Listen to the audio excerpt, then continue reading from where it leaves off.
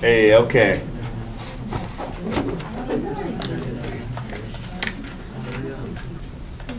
So section 5.5 is called curve sketching. And the function I gave you was x over x plus 1? No. Yes. Yes, yes it is. X over x plus 1. And so you guys needed to compute a derivative. And so you used the quotient rule. And so you did ho-d high minus high-d ho all over ho-ho. And so if I write that, I guess what I get is I get 1 over, because the x's cancel, right? So I get 1 over x plus 1 squared. Is that right? So let me ask you guys, do we have any critical values? Well, how do you find critical values? You figure out where the derivative is either 0 or undefined. And so notice a couple things. Claim number 1. This is never 0. Right? Because how do you make a fraction equal 0? You make which part 0? The numerator. And this numerator is 1. And it's not ever going to be 0. It's always 1. So when I say this is never 0, I mean this fraction. F prime of x does not equal 0. Now, I heard somebody mention that f prime of x is undefined. Is undefined when x equals what? Okay, because that would make the denominator 0. Right? But I wouldn't call that a critical value. And the reason I wouldn't, I'd say not a critical value, because not in the domain of f of x. Matter of fact, it's time for me to start my curve sketching here. This may help. I'm going to go ahead and draw this, make the y-axis right here. And I'm going to make my x-axis right here. Okay? And I'm looking at f of x. And when I say it's not in the domain of f of x, do you guys understand what I mean by that? When you look at f of x, what x value am I not allowed to use? -1. If you tried to plug in -1, you'd get -1 over 0. Now I'm tapping us back a few chapters, but do you remember what that tells me about the function f of x? We have an asymptote. Do you remember what kind? It's a vertical asymptote right here. X equals -1 is a vertical asymptote. Okay? By the way, also reviewing from that first exam, would there be a horizontal asymptote for this problem? I guess in order to figure that out, okay, so again, x equals -1, this is what we call a vertical asymptote.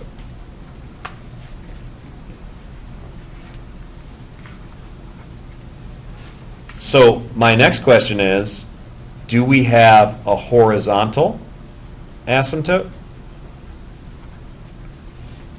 Well, we did this on that first exam, but the idea is you need to take, if you want a horizontal asymptote, you need to take the limit as x approaches what? Not 0. Infinity. What does that mean? Make x get really, really big for my function. So, for example, what would be a large number I could put in for x? I don't know. 5. 5? That's not that big. 500. If I take 500 over 501, What's that very close to? It's very close to the number 1. If you want to see it for sure, here's one way to see it. We write the limit as x approaches infinity. Do you guys remember doing this? We'll divide top and bottom by x.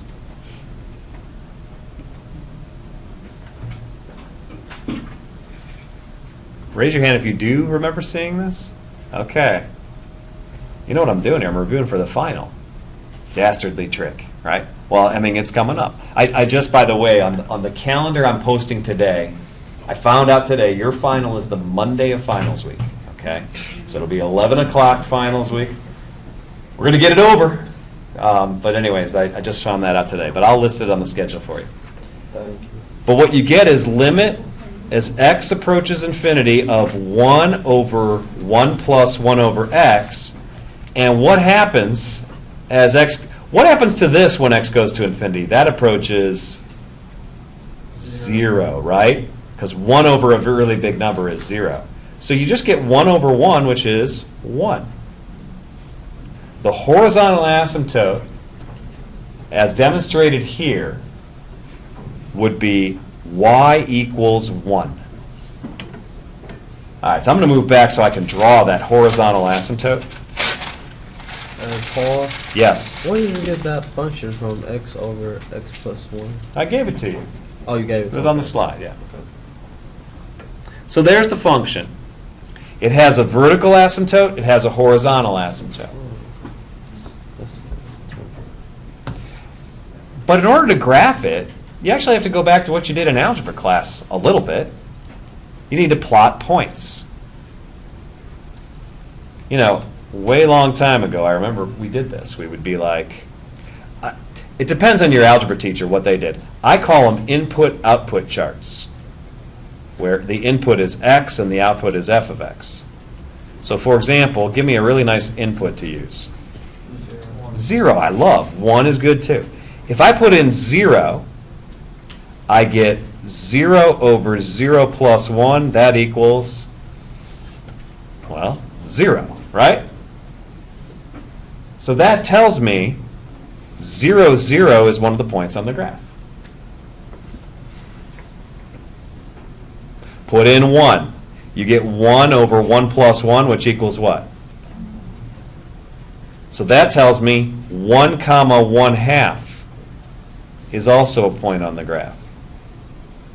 2 comma 2 thirds. You could keep doing this, and what's going to happen is the curve is going to get closer and closer to which line? Y equals 1.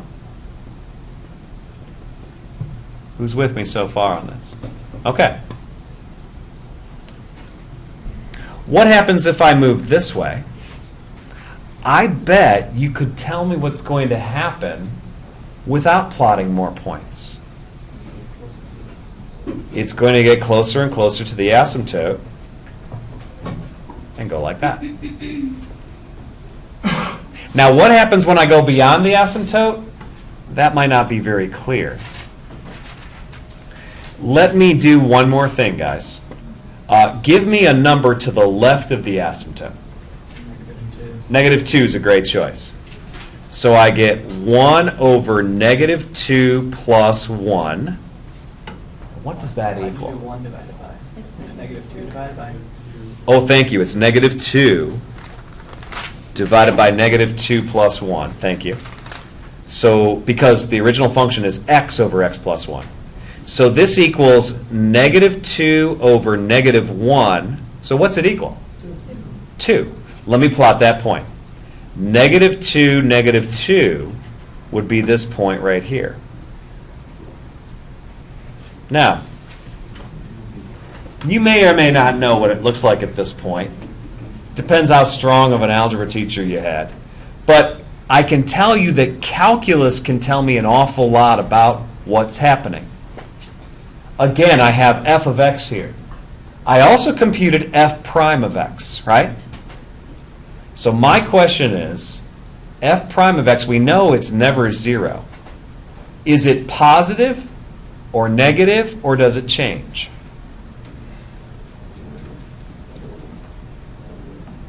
Look at that derivative. What can you tell me about it? positive, negative, or does it change? Always positive. Why do you say it's always positive? Squared. Because of the squared, right? When you square any number, it's always what? Okay, so I'm going to do 1 divided by a positive number. What's going to happen? It's going to be positive. Now, positive first derivative. We learned something about that. What does that tell me? It's increasing. Positive first derivative tells me the function is always increasing. Hey guys, look at this curve as I go from left to right. Do you see that it's always increasing? Even when you get way over here, it's still going up. Never quite get to y equals 1. You guys with me? Well, since the function's always increasing, I can tell you what this side looks like also. Because it can't hit the asymptote, right? As it gets close to the asymptote, it's going to be nearing it, but it has to increase. And so going backwards, it would go towards this asymptote. Always increasing, always increasing. When I say increasing, means if you drove a car on the curve from left to right, the car would be going up. You guys follow what I'm saying? That's curve sketching. You go ahead and put that in your calculator for a second, compare to what we did. See what happens. All right? Go ahead and do that for a second.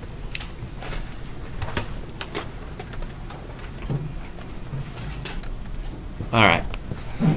So I'm going to try my next example. So the function I gave you guys, we have f of x is 1 over x plus 1. But I think the nice way to write that would be x plus 1 to the negative first power. Now it's very easy to take derivatives. F prime of x would be, what would it be? Negative 1 times x plus first to the negative second power times 1. Right? So my derivative, f prime of x, is negative 1 over x plus 1 squared. Again, there's going to be no critical values, guys. The only thing you might have is negative 1, but that's not in the domain of the original function. Matter of fact, let's do the same idea. Where am I going to have an asymptote for this function? I'm going to have a vertical asymptote. Let me draw that one in black, actually. Vertical asymptote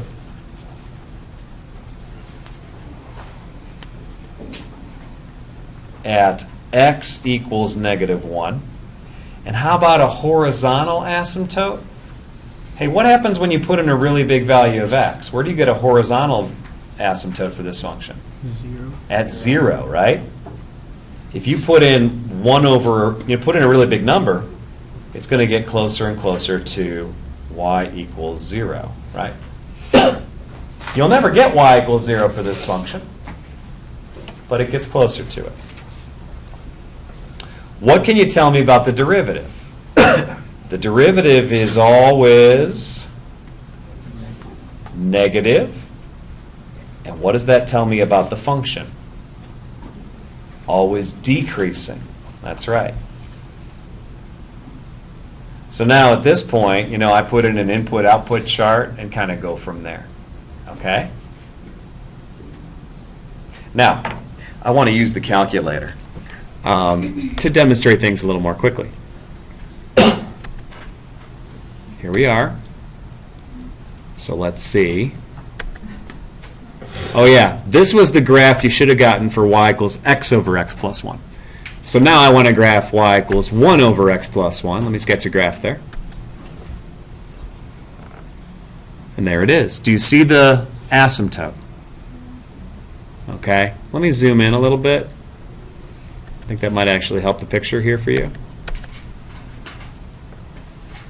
You guys see it? We just said the function is always going to be decreasing. Does that make sense to you guys? Okay? Always negative, so the function is always decreasing.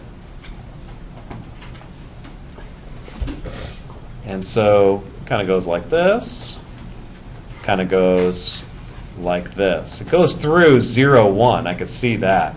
Matter of fact, if I want to know more, I can hit the table, right?